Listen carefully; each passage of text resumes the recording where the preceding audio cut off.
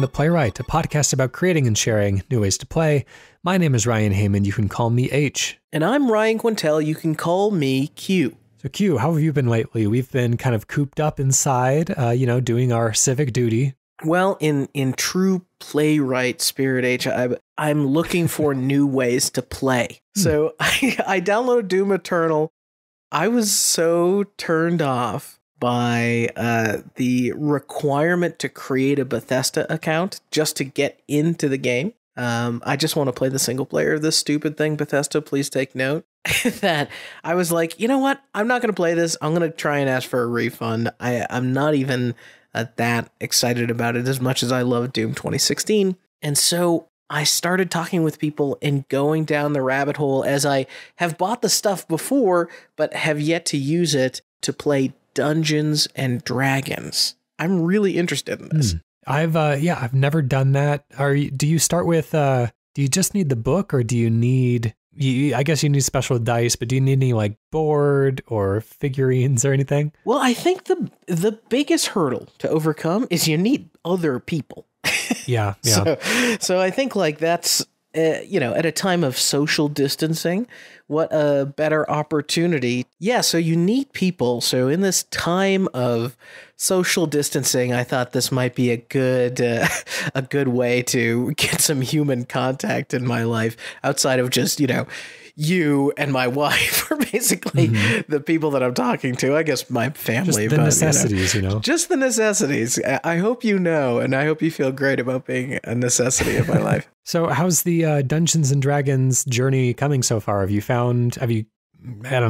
plotted out your character yet? Have you run a campaign? I have a wizard. I love to play wizards. People who listen might already know that, but it's level 1. I have yet to join a campaign. I've just joined a Discord server with the promise of some people that my youngest brother knows who potentially are looking for players to run a campaign. And I've joined Roll20.com, which I guess is more of like a pervasive online community. But I've got before me the D&D Player's Handbook, which is not an unsubstantial document, 300 and change pages of all this stuff, because they really go into serious detail about some of this stuff.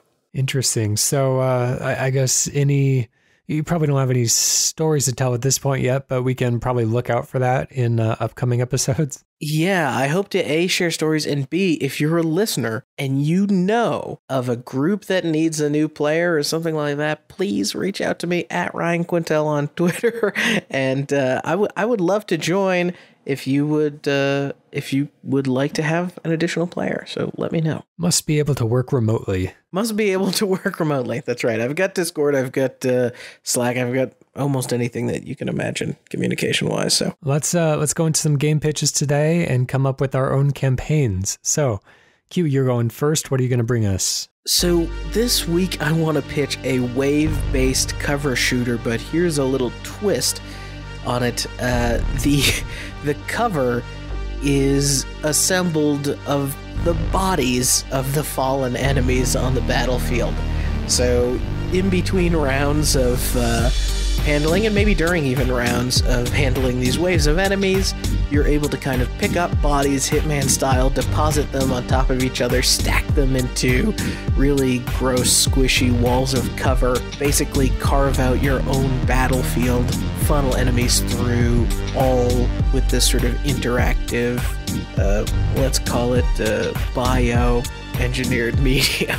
All right, I like this one. Let's go ahead and start the clock there. I was thinking it might be even more interesting if we can't move the bodies once they've fallen.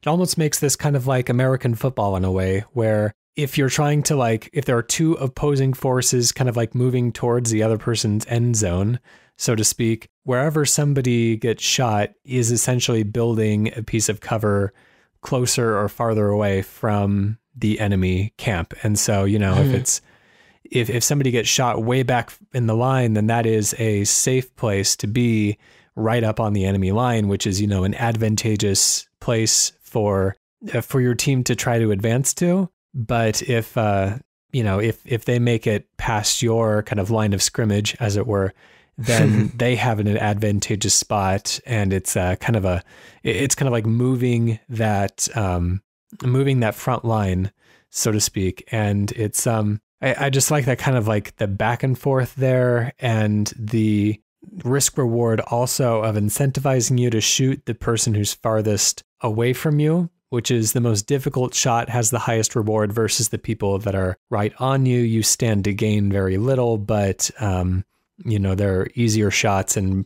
pose more immediate threats. Yeah, and I think like some of the give and take there, right, is in the scenario of the person's right on top of you, they also become like emergency cover, right? Generally, if the enemies are getting that close to you, you're in need of more obstacles between you and them. And so you're very quickly getting these bodies. I guess the bodies would have to be seemingly weightless in order to make them feel even remotely good in that scenario, but that could be kind of neat. So in this, I'm starting to think that it would be kind of interesting for the time between rounds to be time limited. So you have this sort of frantic stack things up instead of just like, oh, the next round will happen when you queue it.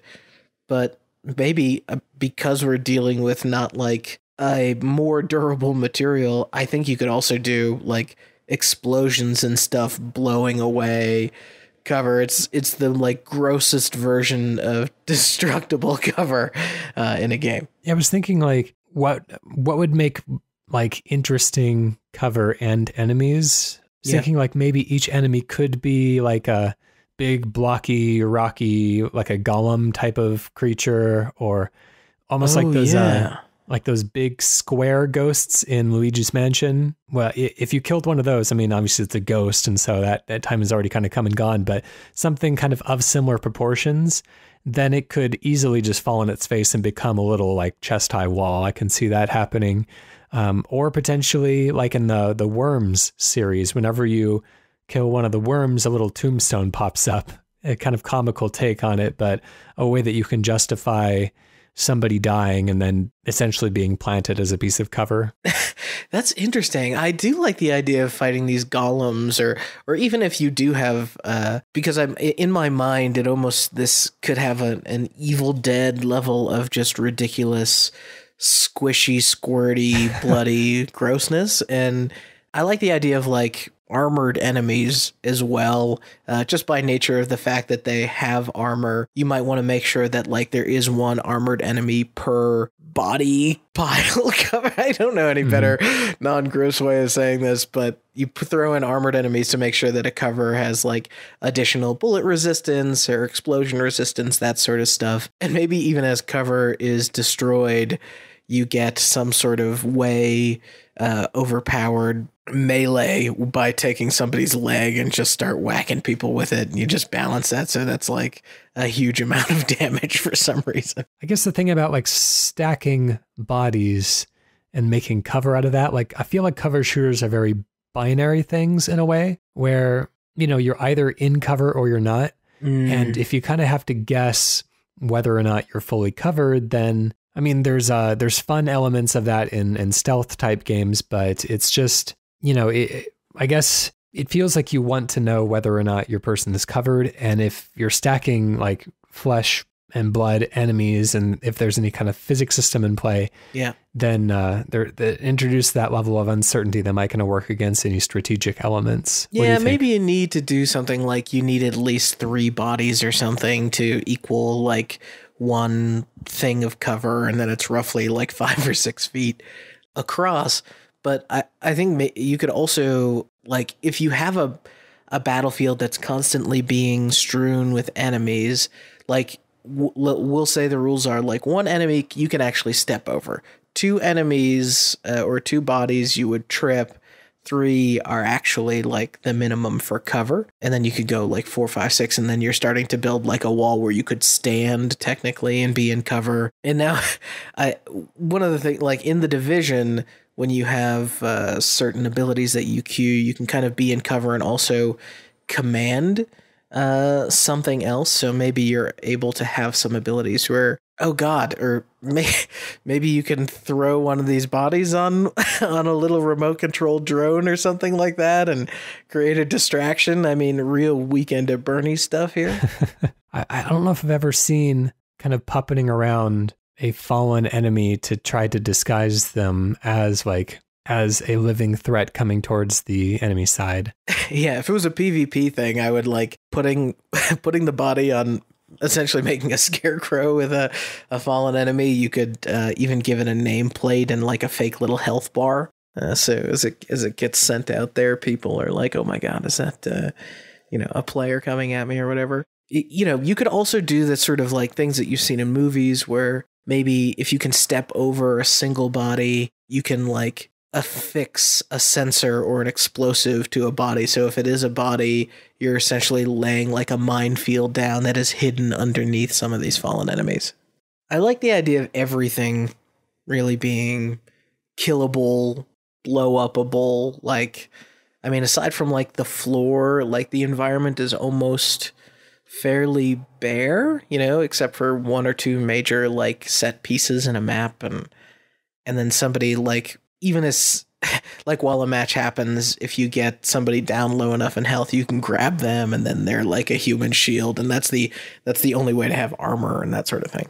So in a lot of horde mode type of games, it's humans fighting against aliens or some other species, orcs or something like that. Something really dehumanized.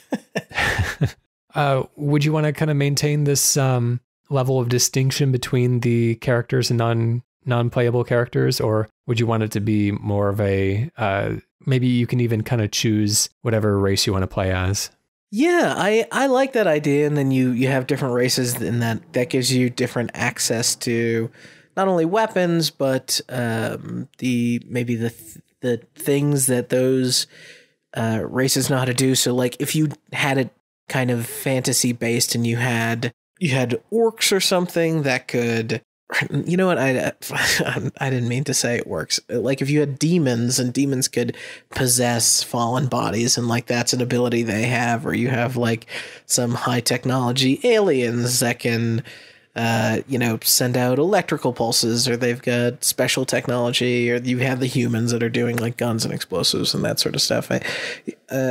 I think like the StarCraft-esque layout here works good, like far future crazy aliens, the gross like biomutant things, and then of course your standard fare. But yeah, you could definitely have fun with that stuff. That's enough time there. Let's close it down and give it a name. Oh man, I'm trying to think of like what you would call just like a lifeless former living. Is Meatbag too gross here?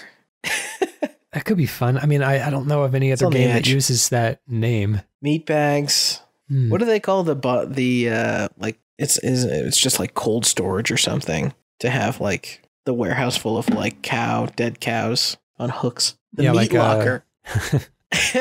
That has a Hurt Locker vibe to it too. Meat Locker. I wonder if there's anything that kind of like evokes the feeling of war in a way, of open battlefields. Would you call somebody who like also is like improving something industrious? You can call it detritus, meaning like trash. Detritus. Oh man. Operation Detritus, dude. Yeah, that's stupid enough. That'll get it done. Okay, Operation Detritus. Let's go over to my pitch now.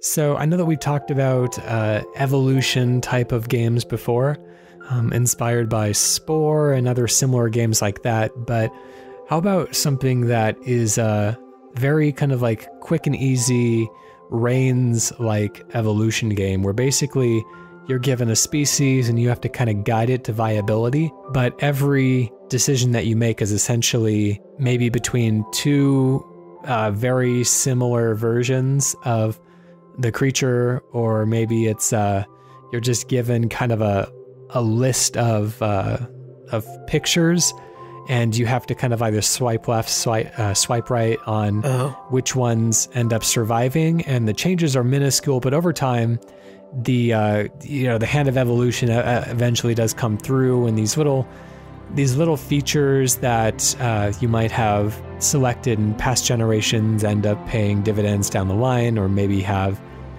lead to some kinds of problems. Maybe there's more information that's given to you about the creatures, and you have to kind of choose a little bit of good and a little bit of bad along the way as well. So very kind of light touch, Reigns-like evolution game. So I'll go and start the clock there. So something I remain fascinated by is something I read a while ago in a textbook or something, and I don't even know if it's true, but so I shouldn't say it, Ryan, but here it goes. The humans, primarily the reason why we have body hair is because we needed some protection against adverse weather, right? Mm-hmm. In that vein, humans now almost entirely live in some sort of temperature-controlled environment, whether it's just like your basic shade from the sun or blankets for the cold.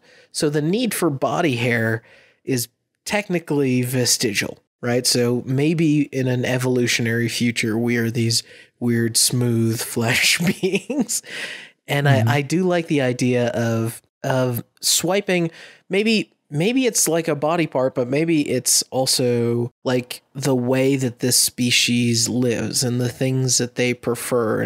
And you go, you're advancing hundreds and hundreds of years at a time, and maybe there's a visual and maybe there's not a visual, but like after your sort of run is over and your species inevitably destroys itself, right? That's definitely how it ends.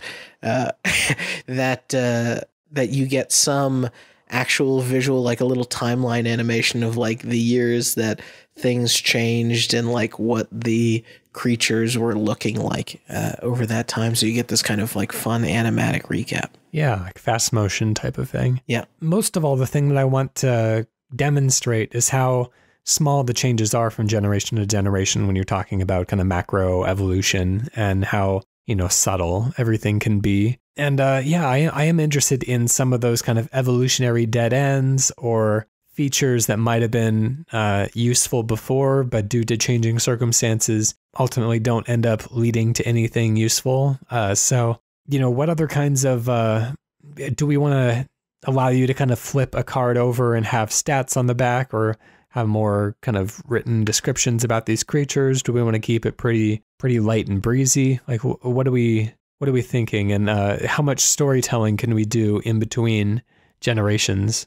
Yeah, maybe every time you sort of live the entire span of a particular species, you get some evolutionary trait of that species is inherited into the next species, or the evolutionary traits of the species are added to a potential data bank. And so you have like all the possible like types of things that can happen to eyes and ears and like all these different parts of the body. You're really just trying to like go through making decisions to sort of fill out a library. And then I can imagine people sharing like, oh, this is what you have to make happen to get this thing. It's coming across very Spore-like now. During evolution, obviously the environment and other species, whether they're acting as predators or prey, affect the development of any other species. And so, I would like if there was some way to kind of deliver updates or to see other species evolving kind of alongside viewers, just so you can kind of get a sense of like what potentially what niches in the environment are already being filled, or what types of predators you should be protecting yourself against, that kind of thing. So I don't know if you're seeing multiple hands on screen at once, kind of like a game of poker, or whether you are just kind of getting little blurbs every 100 years or so. Yeah, that's interesting. I'm like, if you had a full TV to show this with, like, could you do the Tetris 99 layout of other species evolving along with yours? And maybe the point is like, whichever species. Oh, this is kind of maybe a different direction, but you're competing all to make decisions very quickly to evolve a species. Is almost like Age of Empires. Like whoever gets to the modern age first is going to have tanks. Yeah. So you're just trying to very quickly make the right decisions to be like, okay, I need thumbs on these things. So like, The second I get thumbs, then I can work towards, building tools or whatever. This sounds interesting to make it kind of like a Tetris 99 type thing where there's that level of speed and having to read things quickly. Yeah. I think when these types of games end up coming around, it feels like the most survivable creature in a directly competitive environment is going to be the most aggressive. And so people are going to, I think, naturally default towards just selecting the sharpest little bits and the hardest bones and things that make your creature look the most, fearsome. Whereas I would like if there was some sort of a viable way for, herbivores and non-violent, non-predatory creatures to also kind of live and compete. Yeah, I wonder if you can, if you build, so maybe let's define some conditions for a species, quote, winning, right? So maybe the really aggressive species has a much higher percentage chance to actually wipe itself out. Mm-hmm. Like world events happen or whatever. And then I like the idea of a heavily, pacifist or nerdy species potentially being able to develop something like time travel or mind control or something like that. And you kind of have the technology run, right? And then maybe a species that's particularly greedy or something is how you get an economic victory, and you're just placing enough sanctions or something on the other. So maybe instead of the Tetris 99 thing, you imagine a layout of sort of 4 columns. It's you against 3 other people. The cards are coming up in the bottom third of the screen. The cards are coming up and you're swiping left and right and you're making those decisions. And as those things happen, you see little images and montages and stuff of your planet evolving and your people progressing. And if you make a match time-based, you kind of lock in the years that things are happening across all 4 players. You could almost play this asynchronously where maybe a person gets 10 swipes and then you kind of have to wait for everyone else to kind of get on the same page. Yeah. Would be kind of fun to just, get the notification on your phone, pull it out on the subway, and then people see you in a kind of dating app type of format, swiping between pictures of wolves or something like that. And what kind of person is this? And it would be really interesting too, so I like that. And you could do hey, there'll be 10 rounds per quote age or per period of time. And then you could also make the information available on the cards and on the decisions fall in line with how your species is progressing. So maybe the more intelligent the species, or sometimes you make choices for, developing more intelligence just so you get more information on the decisions that you're making. So a species that, say, balances things like intelligence, aggression, and empathy and that sort of stuff is the one that's going to maybe be able to make some of the best decisions. What if there's a kind of a point that everyone is working towards, which is the point of becoming kind of intelligent or self-aware or something like that? Maybe in the long run, eventually kind of the omnivores and herbivores are the ones that have kind of a natural advantage in a way versus the carnivores. But the carnivores have kind of an early game advantage of being able to kind of take out the other species. Yeah, there's it's essentially the Zerg Rush run. Yeah, kind of. But, just thinking humans aren't necessarily purely carnivorous. We eat plants. I mean, we're supposed to eat plants primarily, but that's not the way that it goes most of the time. Yeah, well, I mean, the animals just taste so darn good. What I like about that is, you could do things where maybe you all, by the way, the thing that's shared amongst all 4 players is you all end up on the same planet, right? So then you could time up world events, or you can tighten up or standardize across all the players. Here's the animals that are on this planet. Here's the temperatures that are on this planet. Here's the natural events and disasters that can happen on this planet. Then everybody is trying to figure out not only just okay, maybe there's only so many combinations of species, but you're rewarded for understanding like what species will most thrive in given their natural environment. All right, we're out of time there. Let's come up with a name for it. I like the idea of something like as abstract as the long game, but it doesn't exactly sound like something you want to play. Or maybe it's just good value for money. Are there other words that are associated with evolution? What if you went the opposite? If you went like extinction or something? Extinction, that has a ring of kind of like a card game. They all have those kind of pithy one-word titles. Yeah, and you're just looking to be the last species that goes extinct. But rest assured, you all go extinct. All right. Let's call it Extinction then and move over to the community. We have a pitch submitted to our website, playwrightcast.com/pitch, from, and excuse me for the pronunciation here, but potentially Basil Zalem, I'm going to guess. Again, apologies if that is wrong, most likely wrong. I have an idea for a 3D fighting game like Tekken, but it's about hotel workers like waiters, cooks, guards, cleaners, etc. And if you're interested, please let me know and I will give you more detailed info. Thank you. Well, we are very used to operating on very not little all that much info.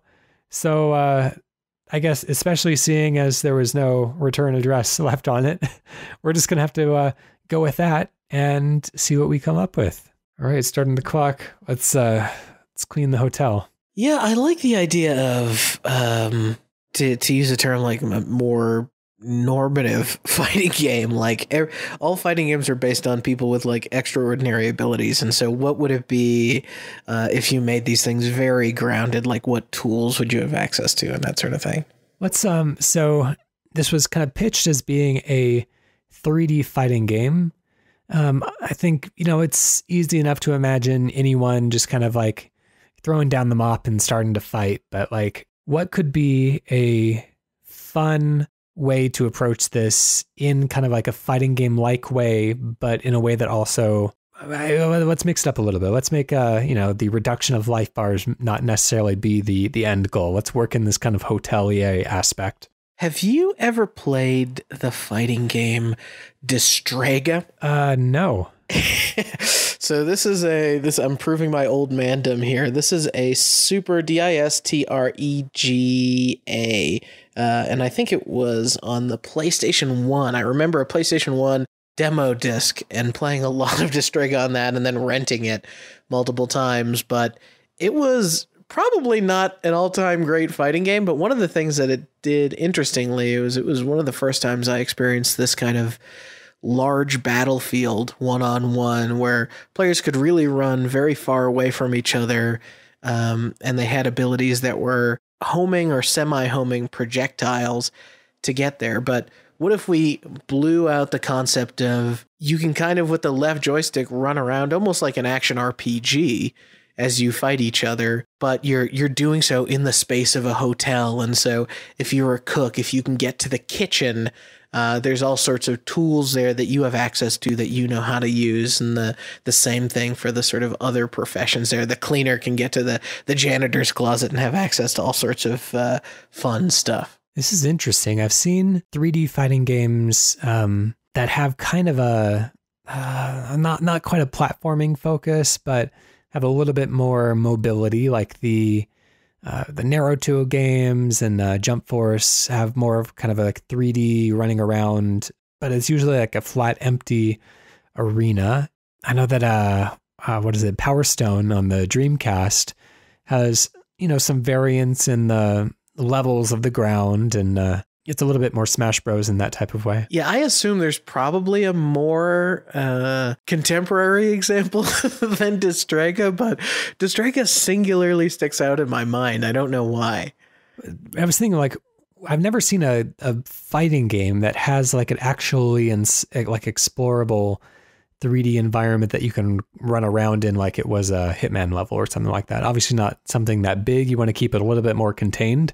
Yeah. But maybe there's something interesting about, well, I guess, now that I think about it, a game that just came out recently on Game Pass to bring in some of my work here is Bleeding Edge, which is kind of a throwback to Max Anarchy or Anarchy Reigns. I don't remember what it was called. I think it was called both of those things in different regions. I'm excited about Bleeding Edge, but are you too biased to tell me if it's good and I should check it out? We'll save it for after the show. I've only played little tiny bits. I don't have enough experience with it to be able to judge, but essentially it's kind of an Overwatchy type of like team-based game, but instead of shooting each other, it's mostly kind of melee focused and almost a little bit more like a MOBA in that way, where you're kind of piloting these heroes into these the center to kind of clash and use special abilities and stuff like that. And so, cool. That is kind of a fighting game-ish setup in a 3D explorable environment. That's interesting. So now I can imagine that this thing would be like of a scale where, it's more of a maybe one floor of Luigi's Mansion sized hotel. And maybe that's what the stages are, different floors of the hotel, right? Hopefully this is a hotel that's half as interesting as the latest Luigi's Mansion game. But you can do all these sorts of different layouts and stuff of the floor, but you can guarantee that like each player type will always be sort of have access to their tools. And then I can imagine if like you pick two chefs, they're both like a mad dash to the kitchen to start grabbing chef's knives and all this sort of stuff. And it just becomes this really intense small space battle. Whereas you can imagine like two unlike professions immediately dash to opposite ends of the hotel because they know the stage well enough. And they're like, I'm going to go. They come back and it's a frying pan versus a vacuum cleaner. And like, how the heck does that play out? I think it's a balance between, taking the time to separate from your opponent to find a useful item versus not wanting to let them out of your sight because you don't want them getting the drop on you.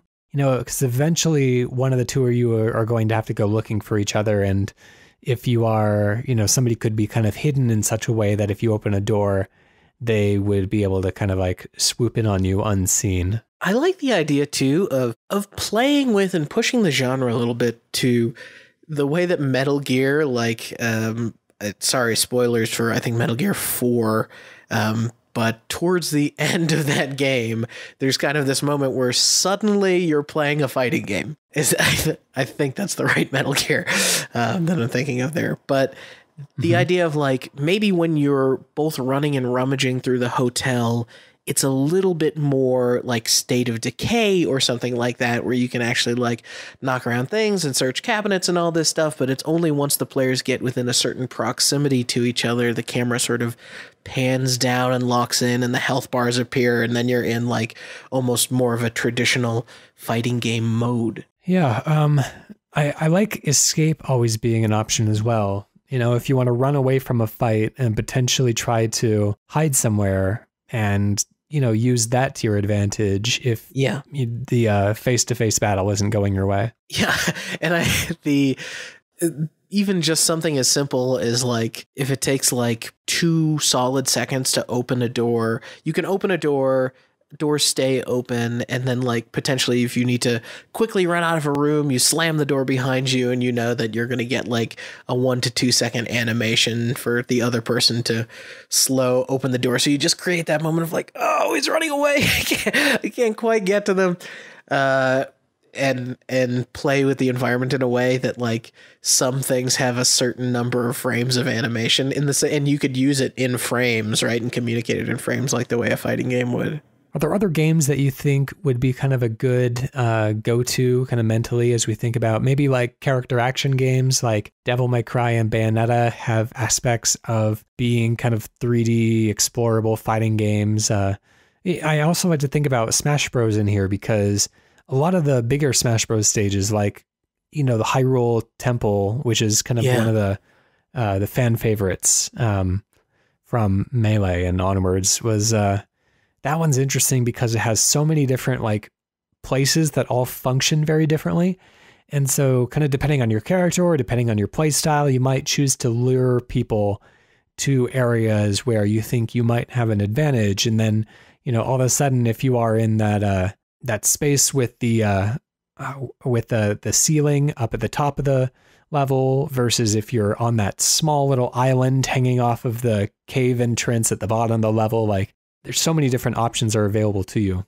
You know, one of the things that I didn't even, because my mind was somehow went to Distraga, when you mentioned that level in Super Smash, the thing that I start to think about is I forgot that this could be an entirely still 2D fighter, and you could have like essentially the cutout side, almost like the Ghost Mansion level in Smash Brothers, and have like the cutout side of a hotel, and know that there are stage mechanics like knocking people through walls and doing damage, like blowing people through guest rooms and that sort of thing. And, kicking someone into an elevator and then sending them up to another floor and having to run up the stairwell to chase them up there. That kind of stuff. Anyways, we're out of time. I was just thinking like how much fun it would be to fight on the stairs and to get that high ground and kick people down the stairs. Yeah. That's right. Or hit the fire alarm and make it so all the elevators shut down and you have to take the stairs. Yeah. All right. Let's close it down. Let's give it a name. Basil. This is a good one. The waiter, the cook, the guard, the cleaner. Is it just like, would you call this like the help or the staff or something? Or staff battle? Is a fighting game term as well, because you can like wield a staff. What would be a combat staff, maybe? Combat staff? I do like staff battle or staff fighter? Is that no? That sounds like a Nintendo title or something like that. Like NES era. Let's see. I'm just trying to Google. There's staff infection. I don't think that works. Staff. What is the industry called? It's called the hospitality industry, right? Is there something fun with hospitality? Let's see. Like, I want to do like hospital-itality or yeah, or a hostile a hostile hospitality or something. I can see matches ending like hospitality. Hospitality. Yeah, exactly. Who's the finish your job? What's a maitre d'? Is a maitre d' a hotel thing, or is that just an event thing? I think it's like a host of some sort. I like maitre d'. Searching Google for hotel jobs, but obviously that's just giving me job listings. There's like bellboys and bellhops. Like, is there like fight bell or something? Let's see. I like the idea of a bellboy being involved, being able to like throw luggage and stuff. Mm-hmm. I could go with any of these. If you did hospitality, but you put it in a nice gory font, I think that would sell it. Okay. All right. Hospitality then. That's our submission for the day. Thank you much, Basil, for writing in. This is a good one. I like it. Yeah. And of course, if you do want to deliver those additional details, we're very happy to revisit in the future. Go ahead and write back in and deliver us whatever kinds of thoughts you want on that, or any really previous pitches are still up in the air. If people want to resurface them, then we can certainly swing back. Turns out a decent format might be taking something extraordinary or crazy and applying mundane things to it. Been a proven formula in the past. All right. Well, that was written into our website. You can give us one of your own video game ideas by going to playwrightcast.com/pitch. You can email us playwrightcast@gmail.com, or you can tweet us @playwrightcast. Special thank you to PROTODOME for the use of our theme song Hello World off the album Blue Noise.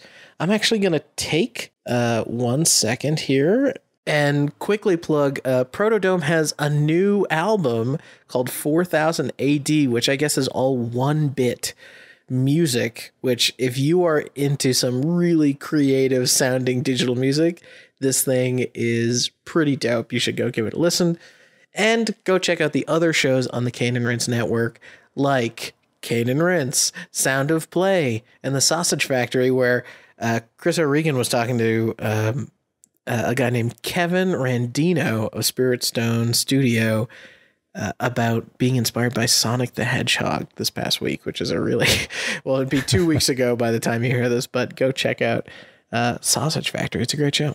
Specifically the movie, I presume. Yeah. I mean, it starts with the movie. He said in the order, it's movie, then 3D Sonics, then the originals. All right. let's sign off with a miniature pitch coming from you. How about a asynchronous take on Sea of Thieves where your entire job is to hide treasure from pirates? All right. Good one. I wonder if that's something you can do in Sea of Thieves. I've not spent enough time to know if you can actually bury some of your own treasure. I know. You must be able to, surely. All right. We'll see you next week, everyone. Bye.